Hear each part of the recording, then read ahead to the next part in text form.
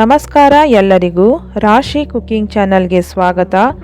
ನಾನು ಮಮತಾ ಬಸವರಾಜ್. ಇವತ್ತಿನ ರೆಸಿಪಿ ಕೀರೆ ಸೊಪ್ಪಿನ ಮೊಸಪ್ಪು ಬಿಸಿ ಬಿಸಿ ಮುದ್ದೆ. ನಮ್ಮ ಹಳ್ಳಿ ಸೊಗಡಿನ ಕೀರೆ ಸೊಪ್ಪಿನ ಮೊಸಪ್ಪಿನ ರೆಸಿಪಿಯನ್ನು ಮಾಡೋದೇಗೆ ಅಂತ ನೋಡೋಣ. ಫಸ್ಟ್ ಟೈಮ್ ನಮ್ಮ ವಿಡಿಯೋನ ನೋಡ್ತಾ ಇದ್ದರೆ ನಮ್ಮ ಚಾನಲನ್ನು ಇವಾಗಲೇ ಸಬ್ಸ್ಕ್ರೈಬ್ ಮಾಡ್ಕೊಳ್ಳಿ. ಹಾಗೆ ನಮ್ಮ ವಿಡಿಯೋಗೆ ಒಂದು ಲೈಕ್ ಕೊಡಿ. ನೋಡಿ, ಇಲ್ಲಿ ನಾನು ಕೀರೆ ಸೊಪ್ಪನ್ನು ತೊಗೊಂಡು ಚೆನ್ನಾಗಿ ಇದನ್ನು ಕ್ಲೀನ್ ಮಾಡಿಕೊಂಡು ವಾಶ್ ಮಾಡ್ಕೊಂಡು ಇಟ್ಕೊಂಡಿದ್ದೀನಿ. ನೋಡಿ, ಕೀರೆ ಸೊಪ್ಪು ಅಂದರೆ ಇದೇನೆ. ಈ ಸೊಪ್ಪನ್ನು ನಮ್ಮ ಹಳ್ಳಿಯಿಂದ ತೊಗೊಂಡು ಬಂದಿದ್ದು. ಇವಾಗ ನಾನಿಲ್ಲಿ ಒಂದು ಕುಕ್ಕರ್ಗೆ ಚಿಕ್ಕ ಲೋಟದಲ್ಲಿ 2 ಲೋಟದಷ್ಟು ತೊಗರಿಬೇಳೆನ ಹಾಕ್ಕೊಂಡು ವಾಶ್ ಮಾಡ್ಕೊಳ್ತಾ ಇದ್ದೀನಿ. ಇವಾಗ ನೋಡಿ, ತೊಗರಿಬೇಳೆನ ತೊಳೆದಿಟ್ಕೊಂಡಿದ್ದೀನಿ. ಇದಕ್ಕೆ ನಾನು ತೊಳೆದಿಟ್ಕೊಂಡಿರುವಂತಹ ಕೀರೆ ಸೊಪ್ಪನ್ನು ಕೂಡ ಹಾಕ್ಕೊಳ್ತಾ ಇದ್ದೀನಿ. ಮತ್ತು ಒಂದು ಈರುಳ್ಳಿ, 1 ಗೆಡ್ಡೆಯಷ್ಟು ಬೆಳ್ಳುಳ್ಳಿನ ಹಾಕ್ಕೊಳ್ತಾ ಇದ್ದೀನಿ. 1-2 ಹಸಿ ಮೆಣಸಿನಕಾಯಿ, 1 ಟೊಮೊಟೊನ ಈ ರೀತಿ ಕಟ್ ಮಾಡಿಕೊಂಡು ಹಾಕ್ಕೊಳ್ತಾ ಇದ್ದೀನಿ. 1/4 ಟೇಬಲ್ ಸ್ಪೂನಷ್ಟು ಅರಿಶಿನ ಹಾಕಿ ಇದಕ್ಕೆ ಬೇಕಾಗಿರೋಷ್ಟು ನೀರನ್ನು ಹಾಕ್ಕೊಂಡು ಮುಚ್ಚಳ ಮುಚ್ಚಿ 1-2 ವಿಜಲ್ ಕೂಗಿಸ್ಕೊಂಡ್ರೆ ಸಾಕು. ಸೊಪ್ಪು ಬೇಳೆಲ್ಲ ಚೆನ್ನಾಗಿ ಬೆಂದಿರುತ್ತೆ. ಕೀರೆ ಸೊಪ್ಪು ನಮ್ಮ ಭಾರತದಲ್ಲಿ ಬೆಳೆಯುವಂತಹ ಸೊಪ್ಪು. ಅದರಲ್ಲೂ ನಮ್ಮ ಕರ್ನಾಟಕದಲ್ಲಿ ಯಥೇಚ್ಛವಾಗಿ ಬೆಳೀತಾರೆ. ಈ ಸೊಪ್ಪಲ್ಲಿ ಮೊಸಪ್ಪು ಮಾಡೋದ್ರಂತೂ ತುಂಬಾ ಟೇಸ್ಟಿಯಾಗಿರುತ್ತೆ. ಹಾಗೆ ಉಪ್ಸಾರು ಕೂಡ ಮಾಡ್ತಾರೆ, ತುಂಬಾ ಸೂಪರಾಗಿರುತ್ತೆ. ನೋಡಿ, ನಾನಿಲ್ಲಿ 2 ವಿಸಲ್ ಕೂಗಿಸ್ಕೊಂಡು ಸೊಪ್ಪು ಬೇಳೆನ ಬೇಯಿಸ್ಕೊಂಡಿದ್ದೀನಿ. ಎಷ್ಟು ಚೆನ್ನಾಗಿ ಬೆಂದಿದೆ ಸೊಪ್ಪು ಬೇಳೆ ಎಲ್ಲ. ಇವಾಗ ನೀರು ಬೇರೆ ಸಪ್ರೇಟ್ ಮಾಡಿಕೊಂಡು ಸೊಪ್ಪು ಬೇರೆ ಸಪ್ರೇಟ್ ಮಾಡ್ಕೊಳ್ಬೇಕು. ಇದಕ್ಕೆ ನಾನಿಲ್ಲಿ 3 ಟೇಬಲ್ ಸ್ಪೂನಷ್ಟು ಹಸಿ ತೆಂಗಿನಕಾಯಿ ತುರಿನ ಹಾಕ್ಕೊಂಡು ಸ್ಮ್ಯಾಶರಲ್ಲಿ ಈ ರೀತಿ ಸ್ಮ್ಯಾಶ್ ಮಾಡ್ಕೊಳ್ಬೇಕು ಚೆನ್ನಾಗಿ ಸೊಪ್ಪನ್ನು.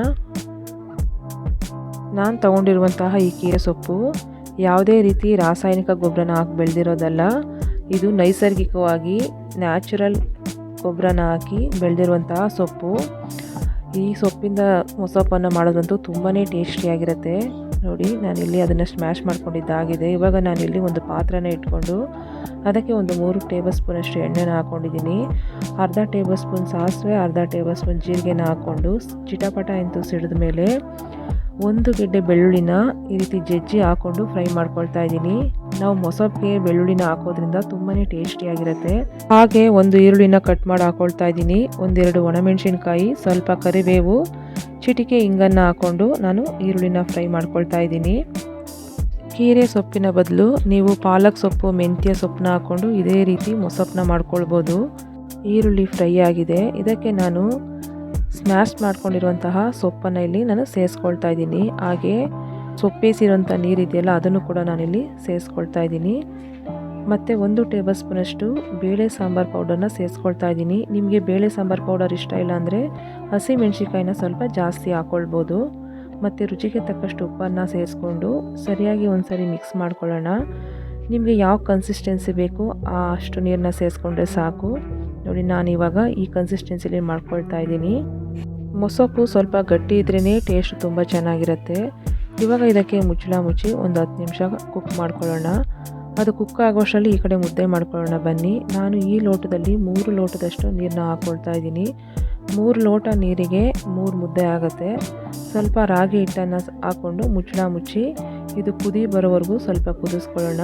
ನೋಡಿ, ಈ ರೀತಿ ಹೆಸರು ಬರಬೇಕು. ಈ ರೀತಿ ಕುದಿ ಬಂದಮೇಲೆ ನಾನು ಇದಕ್ಕೆ ಈ ಬಟ್ಲಲ್ಲಿ 1.5 ಬಟ್ಲಷ್ಟು ರಾಗಿ ಹಿಟ್ಟನ್ನ ಹಾಕ್ಕೊಳ್ತಾ ಇದ್ದೀನಿ.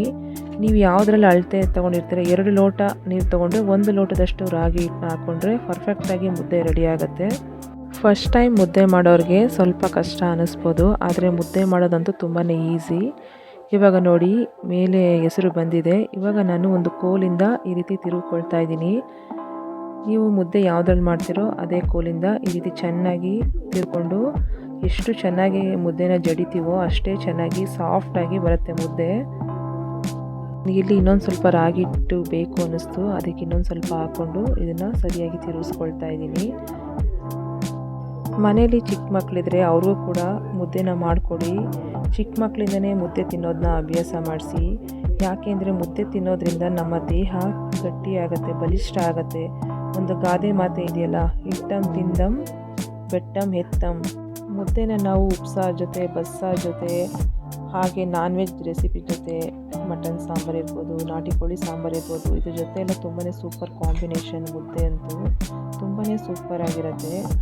ನಾವು ಮುಚ್ಚಳ ಮುಚ್ಚಿ 5 ನಿಮಿಷ ಲೋ ಫ್ಲೇಮ್ನಲ್ಲಿ ಬೇಯಿಸ್ಕೊಳ್ಬೇಕು. ಆಮೇಲೆ ಈ ರೀತಿ ಮತ್ತೆ ಸರಿಯಾಗಿ ಒಂದ್ಸರಿ ಮುದ್ದೆನ ಚೆನ್ನಾಗಿ ಜಡ್ಕೊಳ್ಬೇಕು. ನಾವೆಷ್ಟು ಚೆನ್ನಾಗಿ ಮುದ್ದೆನ ಜಡಿತೀವೋ ಅಷ್ಟು ಚೆನ್ನಾಗಿ ಮುದ್ದೆ ಸಾಫ್ಟಾಗಿ ಚೆನ್ನಾಗಿ ಬರುತ್ತೆ. ರಾಗಿ ಹಿಟ್ಟಿಂದ ಮುದ್ದೆ ಮಾಡ್ಕೊಳ್ಬೋದು, ರೊಟ್ಟಿ ಮಾಡ್ಕೊಳ್ಬೋದು, ರಾಗಿ ದೋಸೆ ಮಾಡ್ಬೋದು, ರಾಗಿ ಗಂಜಿನೂ ಕೂಡ ಮಾಡ್ಕೊಳ್ಬೋದು. ಹೀಗೆ ಅನೇಕ ರೀತಿಯಾಗಿ ರಾಗಿನ ನಾವು ಪ್ರತಿನಿತ್ಯ ಬಳಸ್ಕೊಳ್ಬೋದು. ಇವಾಗ ನೋಡಿ ಚೆನ್ನಾಗಿ ಮುದ್ದೆನ ಜಡ್ಕೊಂಡಾದಮೇಲೆ ಈ ರೀತಿ ಮುದ್ದೆ ಕಟ್ಟೋದಕ್ಕೆ ಸ್ವಲ್ಪ ನೀರನ್ನು ಸವರ್ಕೊಂಡು ಈ ರೀತಿ ನಾವು ಮುದ್ದೆನ ಕಟ್ಕೊಳ್ಬೇಕಾಗತ್ತೆ. ನೋಡಿ ಬಿಸಿ ಇರುವಾಗಲೇ ಮುದ್ದೆನ ಕಟ್ಕೊಳ್ಬೇಕು, ಆರಿದ್ಮೇಲೆ ಮುದ್ದೆ ಕಟ್ಟೋಕ್ಕೆ ಚೆನ್ನಾಗಿ ಬರಲ್ಲ. ನೋಡಿ ಎಷ್ಟು ಚೆನ್ನಾಗಿ ಬಂದಿದೆಯಲ್ಲ ರಾಗಿ ಮುದ್ದೆ. ಈ ರೀತಿ ನೀವು ಪ್ರತಿದಿನ ಮುದ್ದೆನ ಮಾಡಿಕೊಂಡು ನೀವು ತಿನ್ನಿ, ಮಕ್ಕಳಿಗೂ ಕೊಡಿ, ತುಂಬ ಹೆಲ್ದಿ. ಹೌದು, ಇದೇ ರೀತಿ ನಾನು ಎಲ್ಲ ಮುದ್ದೆನೂ ಕಟ್ಕೊಳ್ತಾ ಇದ್ದೀನಿ. ನಮ್ಮ ಕರ್ನಾಟಕದಲ್ಲಿ ಫೇಮಸ್ ಅಂದರೆ ರಾಗಿ ಮುದ್ದೆ, ನಾಟಿ ಕೋಳಿ ಸಾರು, ಉಪ್ಸಾರು, ಬಸ್ಸಾರು, ಇದಕ್ಕೆಲ್ಲ ನಾವು ರಾಗಿ ಮುದ್ದೆನ ಮಾಡ್ತಾನೆ ಇರ್ತೀವಿ. ಪ್ರತಿದಿನ ನಮ್ಮ ಮನೆಗಳಲ್ಲಿ ರಾಗಿ ಮುದ್ದೆನ ಮಾಡ್ತೀವಿ. ನಾನು ಮಾಡ್ಕೊಂಡಿರೋ ಅಳತೆಗೆ 3 ಮುದ್ದೆ ಆಗಿದೆ.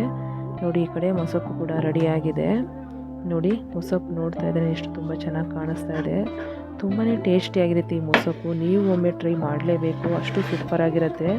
ನೋಡಿ ನಾನು ಇವಾಗ ಬಿಸಿ ಬಿಸಿ ಮುದ್ದೆ ಜೊತೆ ಮೊಸಪ್ಪನ್ನ ಸರ್ವ್ ಮಾಡ್ಕೊಳ್ತಾ ಇದ್ದೀನಿ. ಮೊಸಪ್ಪನ್ನ ನಿಮಗೆ ಇಷ್ಟ ಇರೋ ದೋಸೆ, ಇಡ್ಲಿ, ಚಪಾತಿ, ಪೂರಿ, ಹಾಗೆ ಬಿಸಿ ಬಿಸಿ ಅನ್ನದ ಜೊತೆ ಯಾವುದ್ರ ಜೊತೆ ನಿಮ್ಗೆ ಇಷ್ಟನೋ ಅದ್ರ ಜೊತೆ ಸರ್ವ್ ಮಾಡ್ಕೊಂಡು ತಿನ್ಬೋದು. ತುಂಬಾ ಸೂಪರಾಗಿರುತ್ತೆ. ಬಿಸಿ ಬಿಸಿ ಅನ್ನಕ್ಕಂತೂ ಮೊಸಪ್ಪನ್ನ ಹಾಕ್ಕೊಂಡು ಮೇಲೆ ತುಪ್ಪ ಹಾಕ್ಕೊಂಡು ತಿಂತಾ ಇದ್ರಂತೂ ಟೇಸ್ಟ್ ಅಂತೂ ತುಂಬಾ ಅದ್ಭುತವಾಗಿರುತ್ತೆ, ಅಷ್ಟು ಸೂಪರಾಗಿರುತ್ತೆ. ಈ ರೆಸಿಪಿ ನಿಮಗೆ ಇಷ್ಟ ಆಗಿದರೆ ಒಮ್ಮೆ ಟ್ರೈ ಮಾಡಿ. ಹೇಗಿತ್ತು ಅಂತ ನನಗೆ ಕಮೆಂಟ್ಸ್ನಲ್ಲಿ ತಿಳಿಸಿ. ನಮ್ಮ ವಿಡಿಯೋಗೆ ಒಂದು ಲೈಕ್ ಕೊಡಿ, ಶೇರ್ ಮಾಡಿ, ಸಬ್ಸ್ಕ್ರೈಬ್ ಮಾಡ್ಕೊಳ್ಳಿ. ಹಾಗೆ ಬೆಲ್ ಬಟನ್ನ ಕ್ಲಿಕ್ ಮಾಡೋದನ್ನು ಮರಿಬೇಡಿ. ಮತ್ತೆ ಇನ್ನೊಂದು ರೆಸಿಪಿ ಜೊತೆ ಬರ್ತೀನಿ. Thank you.